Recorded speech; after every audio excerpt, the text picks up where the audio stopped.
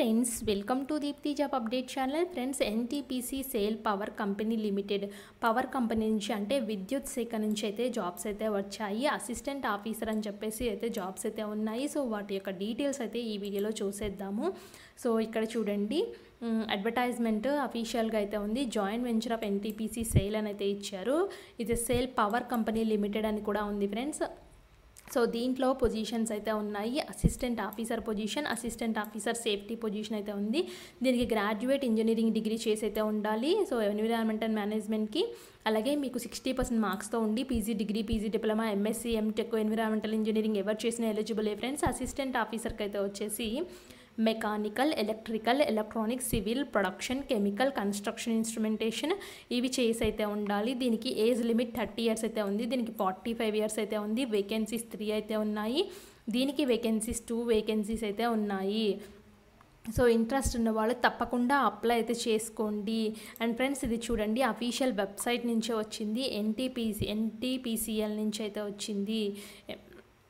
So దీనికి friends, ఇంకా ఎవరైనా మన ఛానల్ యొక్క వీడియోస్ చూడకపోతే క్విక్గా చూసేయండి. నేను చాలా జెన్యూన్ ఇన్ఫర్మేషన్స్తో వీడియోస్ అయితే చేస్తున్నాము. షార్ట్స్ అండ్ పోస్ట్లు కూడా ఒక్కసారి వచ్చి క్విక్గా చెక్ చేసేసుకోండి. అండ్ ఇప్పుడైతే వచ్చేసి ఈ నోటిఫికేషన్లో ఒక చిన్నది ఉంది ఫ్రెండ్స్. అదేంటంటే మీరైతే బాండ్ అయితే ఇవ్వాల్సి అయితే ఉంటుంది, service agreement bond. So minimum 4 years ఇవ్వాలని అయితే క్లియర్గా మెన్షన్ చేసుకున్నారు. ఒకవేళ బాండ్ బ్రేక్ చేస్తే సో 5 lakhs అయితే కట్టాల్సి అయితే ఉంటుంది. సో జనరల్ కేటగిరీ వాళ్ళు 2,50,000, SC, ST, PWD వాళ్ళు అయితే కట్టాలి. సో మీరు జాయిన్ అయ్యే ముందు ఇంట్రెస్ట్ ఉంటేనే జాయిన్ అవ్వండి. అండ్ ఏమేమి డాక్యుమెంట్స్ అప్లోడ్ చేయాలో కూడా క్లియర్గా అయితే ఇచ్చారు అప్లై చేసేటప్పుడు. అండ్ టెస్ట్ సెంటర్స్ అయితే వచ్చేసి దీనికి సంబంధించింది ఢిల్లీ, కోల్కతా, రాయ్పూర్, బెంగళూరు అయితే ఉంది. మనకు దగ్గరలో బెంగళూరు ఉంది. మీరు ఒకవేళ రాస్తామనుకుంటే బెంగళూరు అయితే వెళ్ళి రాయొచ్చు. 5/5/2025 midnight వరకు లాస్ట్ డేట్ అయితే ఉంది. సో ఆన్లైన్లో అప్లై అయితే చేయాల్సి అయితే ఉంటుంది. మీకు శాలరీ అయితే వచ్చేసి 30,000 నుంచి 1,20,000 వరకు ఉండొచ్చు. సో అలాగే దాని dear allowances and other benefits అయితే ఉంటాయని చెప్తున్నారు. తప్పకుండా చూసుకోండి ఫ్రెండ్స్. దీనికి ఎలా అప్లై చేయాలంటే ఇక్కడ చూడండి, ఆన్లైన్ అప్లై అని ఉంది కదా. ఈ ఆన్లైన్ అప్లై అయితే క్లిక్ చేయండి. ఆన్లైన్ అప్లై క్లిక్ చేయడం తోటి ఈ విధంగా వస్తుంది. ఫ్రెష్ క్యాండిడేట్స్ లాగిన్ అనేది ఆల్రెడీ లాగిన్ వాళ్ళది ఇది క్లిక్ చేయండి. సో నేనైతే ఫ్రెష్ క్యాండిడేట్ని కాబట్టి ఇది క్లిక్ చేస్తున్నాను.